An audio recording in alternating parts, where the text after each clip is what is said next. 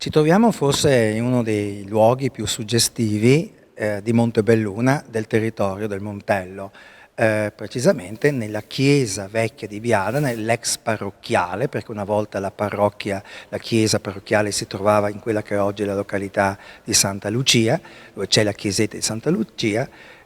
A partire metà del Settecento la chiesa parrocchiale di Viadane diventerà proprio questa, una chiesa che tutti quanti la consideriamo un piccolo gioiellino per tante caratteristiche, per la struttura architettonica e soprattutto anche per la presenza di significative opere d'arte, tra cui il primo affresco giovanile di Giambattista Tiepolo. Fine del 1500 la Repubblica Veneta ha requisito tutto il Montello, fatto scendere a valle tutta la popolazione, hanno estirpato tutto quello che c'era, bruciato tutte le case, era rimasta solamente la chiesa e la canonica sul Montello. Qui c'era una piccola cappellina, io ce l'ho schizzo, che era di traverso lì, e la popolazione veniva un po' qui, un po' in un'altra cappellina qui giù, perché sul Montello praticamente era impraticabile, le strade erano delle careggiate.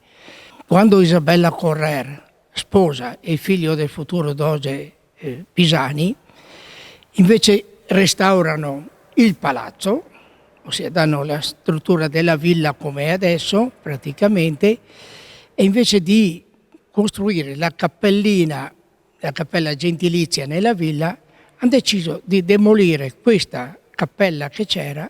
e ha fatto costruire questa chiesa. Subito naturalmente Pisani fa affrescare la chiesa, il primo affresco è questo qui, Giambattista Tiepolo, pensiamo negli anni 1716-17 che abbia fatto questo lavoro a fresco. Tutti pensavano che il quadro, l'affresco di valore fosse quest'altro che abbiamo nella navata, perché nelle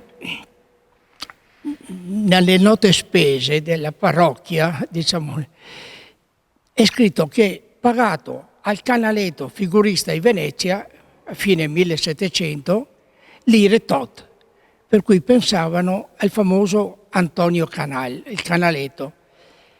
mentre invece è Giambattista Canal. Antonio Canale era morto 30 anni prima. Di quest'altro affresco del Tiepolo pensava anche il Boschieri e altri, dicevano che era un affresco tiepolesco, finché nel 1985 due studiosi d'arte, Mariuz e Pavanello, scoprono in America, in una collezione privata a Charlottetown, il bozzetto preparatorio di questo affresco. Perché c'è stato un malinteso e del Canal nella storia anche scriveva che il Tiepolo aveva fatto il suo primo lavoro a fresco nella chiesa di Santa Maria Assunta nel Trevigiano. Invece è l'affresco è l'Assunta, la chiesa è la chiesa di Santa Lucia. Come si può anche vedere, la chiesa non è ancora completamente restaurata, soprattutto l'abside che presenta ancora, diciamo, elementi che devono essere restaurati, la cantoria che è descritta nei documenti come una delle bellissime opere, c'era anche l'organo che purtroppo diciamo, è stato scomposto, sparito e via dicendo. Come vedete la cantoria era tutta affrescata sotto, solamente che come nei tempi passati, quando una cosa era un po' diciamo vecchia, si dava su una man di colore, e adesso che cade giù un po' ritorna fuori l'affresco. Difatti qui, se vedete, sono dei saggi, degli studi che hanno fatto.